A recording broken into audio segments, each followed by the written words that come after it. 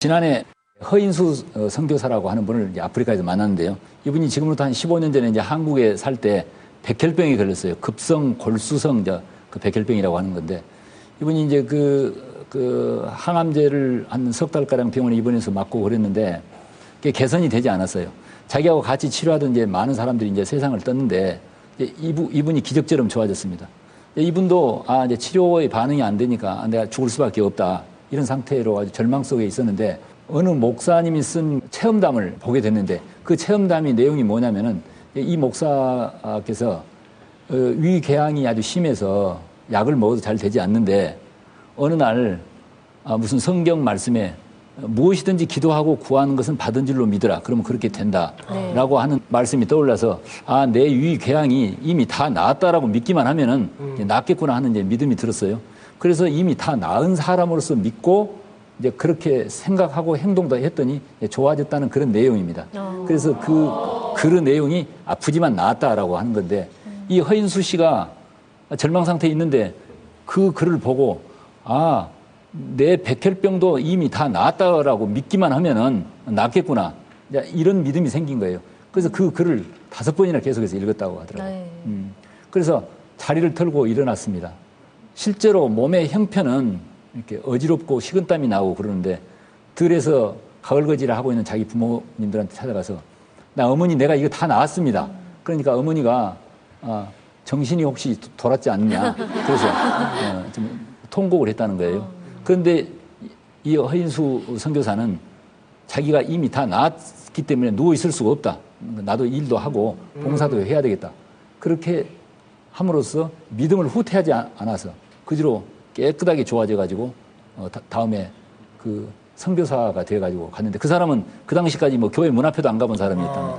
그 옆에는 지나갔었다고 그러더라고요. 네.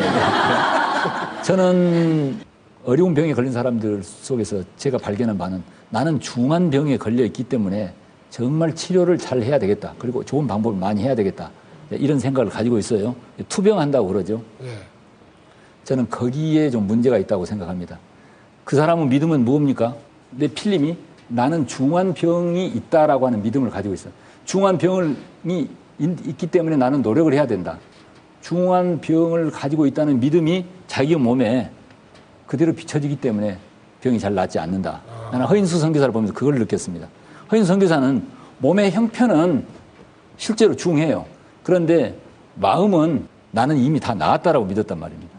참 이렇게 좀 심한 병에 걸린 상황에서 또 그렇게 긍정적인 생각을 하는 건 또 쉽지만은 않을 것 같아요. 네. 그렇지만은 자기가 의도적으로 꼭 그렇게 해야 된다.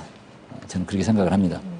그 다음에 이제 무슨 최면요법이라든가 바이오 피드백이라든가 또는 NLP라든가 기타 웃음 치료라든가 이런 많은 방법이 있는데 오늘 이제 시간의 한정 때문에 그 정도 하시고 그러면 주요한 각 질환별로 그걸 어떻게 응용할 것인가 그걸 가지고 잠시 한번 살펴볼까요? 네. 오늘 우리 사회에 심장병 환자들이 아주 많아지고 있죠. 대개 이분들은 고혈압이나 당뇨 또 고지혈증, 비만 이런 것들과 이제 많이 관련되어 있는데요.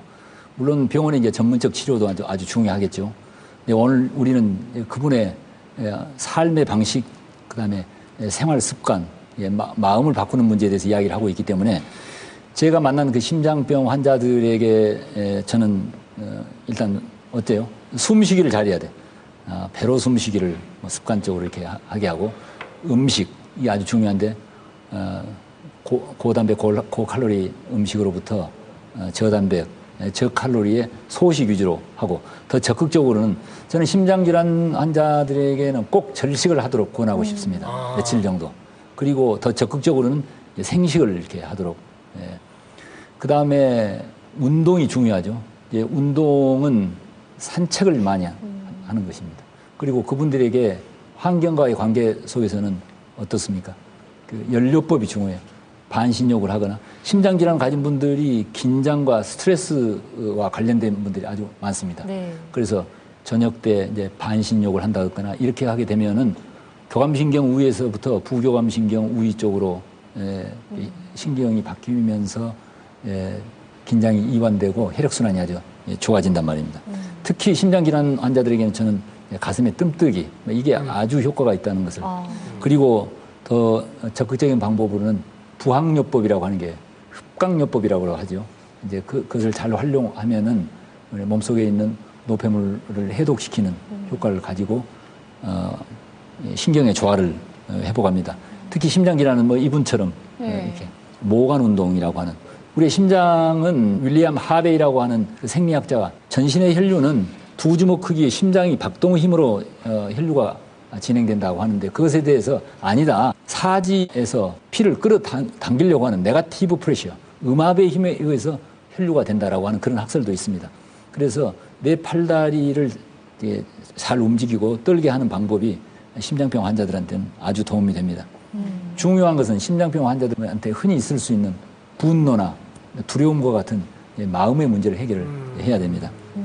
혹시 전정희 씨도 지금 박사님 쭉 말씀하셨는데 생식 같은 음식 같은 거 그대로 하셨나요? 처음에 시작할 때 생식 하다가요. 한 2년쯤 하다가 이제 채식으로 돌렸어요. 채식을 계속 먹다가 이제 한 5년, 6년 지나가면서 이제 자연식 그렇게 운동요법, 이제 모관 운동, 내원력, 또 풍욕 이제 그런 것을 주로. 아니 근데 생식하실 때는 주로 어떤 음식들 드셨어요? 그냥 우리가 흔히 볼 수 있는 이제 시금치라든지 쑥갓, 당근, 뭐 연뿌리, 마 이제 그런 것을 이제 4가지, 5가지 채로 썰어가지고 그때는 이제 씹을 수 있는 힘이 없으니까 네. 아주 잘게 이제 우리 딸하고 둘이 그렇게 해서 조금씩 해서 이제 오물오물해서 넘기고 했는데요. 그게 그렇게 효용이 있더라고요. 지금 안 해보신 게 없는데 거의 그 중에서도 어떤 게 가장 효과를 보았다고 생각하세요? 그 중에서는 이제 냉온욕, 모관 운동, 그리고 이제 온살 돌리기. 온살 돌리기. 예. 냉온욕을 지금까지 24년간 하루도 안 빼고 지금까지 했는데 감기가 한 번도 안 왔거든요. 어머머머. 병원 약을 그날로 떼어갖고 지금까지 병원 약 한 번도 안 먹었어요. 아니 온살돌이는 하루에 몇 시간씩 이렇게 하셨어요? 온살 돌리기는 작년까지 7시간씩 하다가요. 하루에요? 7시간이요? 예. 이분이 이걸 너무 좋아해가지고 그래갖고 지금은 이제 6시간. 재밌었어요, 그게 온살 돌리기가? 이제 힘들어요, 처음에는. 네. 처음에는 이제 1시간씩 그렇게 하면서 쉬었다 이제 자꾸 늘려가지고. 아, 지금 아주 재밌어요, 그게? 예, 재밌어요. 하다가 좀 힘들면 이제 막. 그러면 춤도 텔미라는 노래도 아주 배워요. 텔미. 그 춤도 춰요. 쳐요? 예. 오. 하다가 힘들면 따라서 이제 텔레비에서 나오면 따라서. 선생님 요즘 그리고 아토피 같은 피부병 환자들도 많이 있거든요. 네. 이런 방법도 피부병에도 많이 효과를 볼 수 있나요? 예, 그 이제 아토피가 정말 오늘 우리 시대의 또 역병 중에 하나라고 볼 수 있고 정말 네. 아이들이나 부모님들 너무 힘들게 하는데요. 아토피라고 그래서 뭐 특별한 게 있는 게 아니라 아까 그 5가지 방법을 그대로 응용을 합니다. 특히 젖먹이 아이들은 엄마의 마음이 분노나 두려움이나 그런 죄의식 같은 게 없는가 아니냐 그런 것도 좀 살펴봐야 된다는 이야기도 있습니다.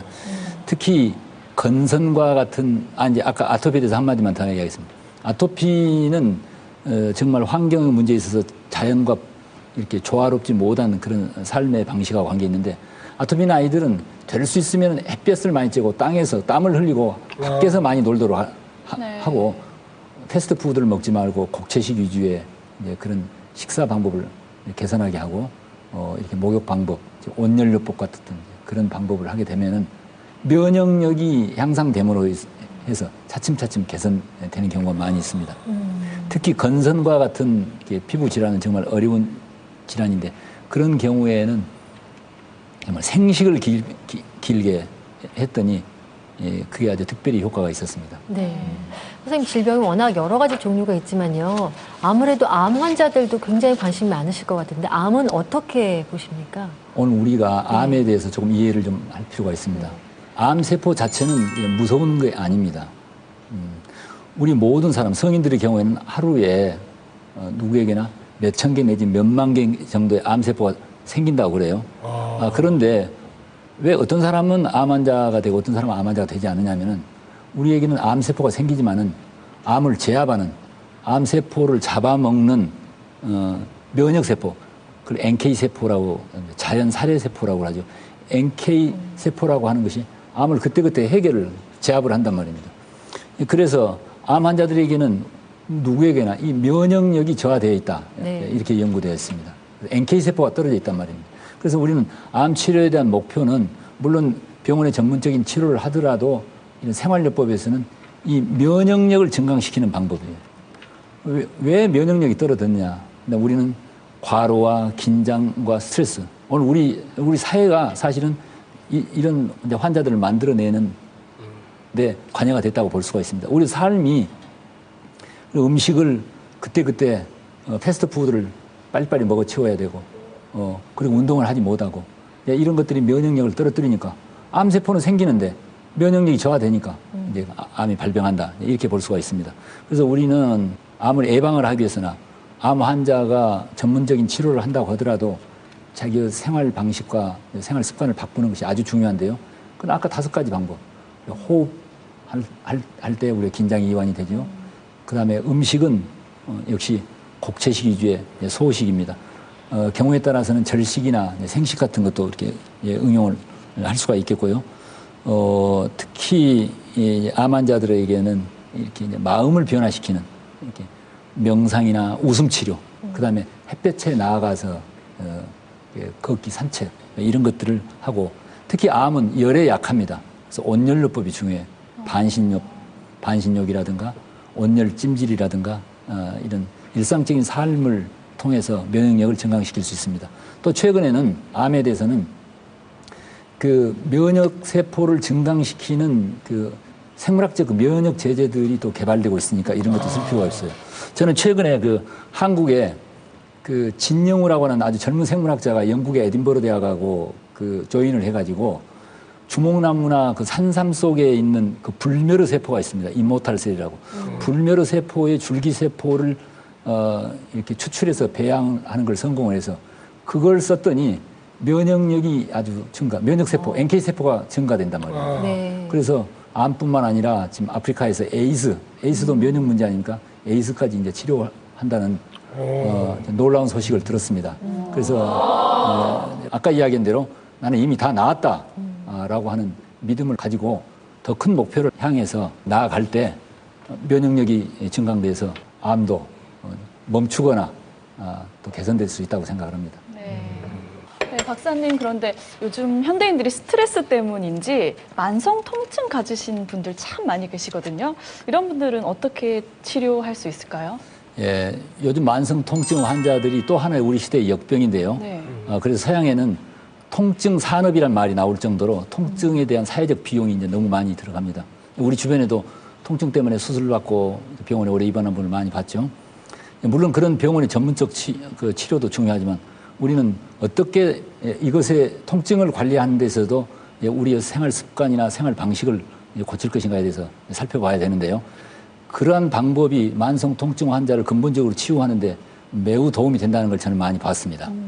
우리는 두통이 있다거나 어깨 결림이라든가 허리 통증이라든가 하는 주변의 통증 환자들을 많이 보는데 그런 분들이 이제 우리가 알아야 될 것은 동의보감에 이런 말이 있어요. 통즉 불통이요.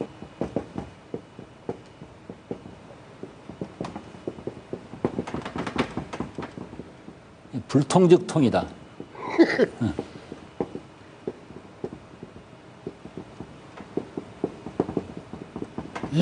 제가 사실은 동의보감을 깊게 연구한 것도 아니고 한문도 잘 모르는데 난 이순신 장군 말이랑 똑같네. 성즉사요 뭐 그거랑. 이거 꼭 하나 알거든요. 이게 아주 통증과 관련돼서 정말 좋은 내용인데 통즉 소통한다는 통자예요. 우리 기혈이 소통이 잘 되면은 통증이 없어요. 기혈이 소통이 안 되기 때문에 통증이란 말입니다. 여기는 통증이란 말도 되지만 병이란 뜻도 될 수가 있어요. 네. 우리가 오늘날 어깨가 결린다, 허리가 아프다 이렇게 할 때 그건 다만 어깨나 허리나 또는 무릎에 그 국소적인 거기에 병이만 있는 게 아니라 물론 거기에 원인이 있죠. 그러나 그것은 전신에 기혈 소통이 안 되고 있다고 하는 어제 지난 시간에 이야기한 자동차 엔진에 문제가 있는데 경고등이 켜진 것 같아요. 사실 통증이라고 하는 것은 당신의 삶을 잘 봐서 생활 습관과 생활 방식을 고치라라고 하는 또 하나의 경고등이란 말입니다. 그래서 우리 몸을 전체를 되돌아봐야 됩니다. 통증은 대개가 긴장과 스트레스, 특히 여성들에게는 오랫동안 참았던 분노와 문제가 있습니다. 그걸 해결해야 돼요. 그걸 해결하기 위해서 마음을 바꾸는 방법. 그 다음에 온열요법이 중요해요. 몸을 따뜻하게 하는 방법. 그 다음에 역시 기혈소통을 잘 되도록 하기 위해서는 우리 몸에 축적되어 있는 노폐물이라든가 여러 가지 해독 물질을 배설하기 위해서 절식이라든가 저는 만성 통증 환자들이 절식을 한 후로 일주일 정도 효소 절식이나 이런 거 한 후로 통증이 극적으로 좋아진 경우를 많이 봤습니다. 그것은 즉 불통이다. 예. 그래서 우리는 통증 환자들이 여러 가지 물리적 치료를 한다고 하더라도 자기의 생활 습관이나 생활 방식을 바꾸는 이런 방법을 꼭 겸해야 된다. 그렇게 생각합니다. 자, 이것으로 저희 말씀을 마치겠습니다. 감사합니다. 아니, 오늘 정말 2주간에 걸쳐서 박사님 이제 강의를 듣다 보니까 정말 긍정적인 마음 그리고 생활 습관을 고치는 것만으로도 이 심각한 병을 고칠 수 있다는 희망이 생겨서 아주 좋은데요. 네. 무엇보다도요, 그 온살도 지난주에 저희가 사실 대충 했어요. 그렇게 좋은 건지 모르고. 오늘 한 번만 더 알려주시면 안 될까요? 이분이 네, 우리 전정혜 씨가 하루에 7시간씩 하신다고 그러니까요. 했으니까요. 저 모시고 한 번만 더 해볼게요. 근데 꼭 7시간 누구나 도 해야만 효과가 있는 게 아니라 하루에 한두 시간만 해도 굉장히 효과가 있는데 이분은 너무 이걸 좋아해가지고 새벽에 잠을 잘 수가 없다. 늦잠을 잘 수가 없대요. 그러니까 그분이 이분이세요? 그러니까 한마디로 전정혜 씨가 온살돌이 베테랑이시네요. 그렇습니다. 온살돌이. 보실까요? 그렇습니다. 발뿌리는 그대로 고정하고 발 뒤꿈치만 살짝 띄어서 옮겨놓고 이게 포인트군요. 몸에 힘을 빼고 살짝 몸도 이렇게 돌아가는 것이죠. 그렇게 해서 익숙해지면 서서히 이제 속도를 좀 빨리 해도 되는 거죠? 그럼요. 빨리빨리 해야 효과가 있을 것 같은데. 꼭 그렇지는 않습니다. 아니, 이제 자기한테 천천히 가장 서서 편한 이렇게 상태로. 하세요. 그러다가 이제 천천히 해요. 지금 빨리빨리면 7시간 어떻게 하려고 그래. 아니 근데 빨리빨리 하니까 진짜 춤추는 것 같아요. 약간. 예. 이걸 오늘 밤에 꼭 1시간만 해보십시오. 네. 이렇게 하게 되면은 우선 혈액순환이 혈행이 좋아지는 것 같습니다. 이게 목 운동도 해서 뇌혈류도 이렇게 개선이 되고요. 위장이 좌우로 회전되니까 어떻습니까? 소화도 잘 되고 이 근육이 이완되지 않습니까? 척추도 교정이 되고 그래서 통증이 완화되기도 하고 그리고 이걸 많이 하게 된다면 생각이 줄어듭니다. 그리고 숨이 아까 첫 시간에 숨 이야기했는데 숨이 저절로 아랫배로 쉬어지게 돼요. 몸도 고르게 되고 호흡도 골라지고 마음도 골라진다. 그래서 좀 이렇게 만능 이렇게 운동이라고 이렇게 할 수가 있습니다.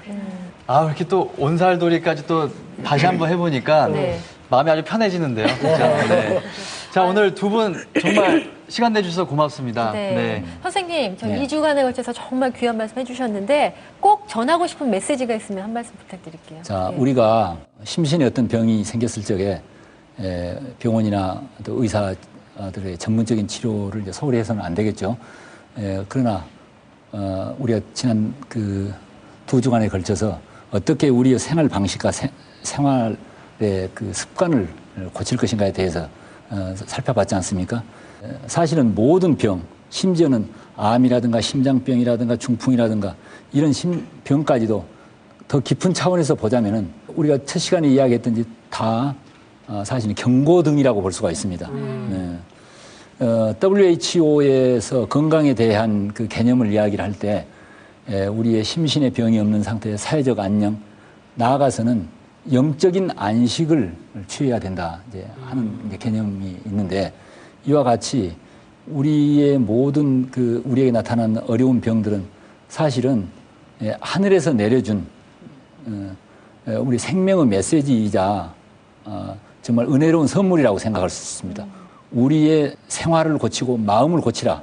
그래서 육신의 한계를 넘어서 불멸의 영혼의 안식으로까지 가라고 하는 그런 메시지이기 때문에 병을 꼭 부정적으로 보실 필요 없습니다. 병을 자기 삶을 바꾸고 자기 영혼을 진화시키는 좋은 기회의 문으로 받아주시면 좋겠습니다. 마음에 꼭 새기겠습니다.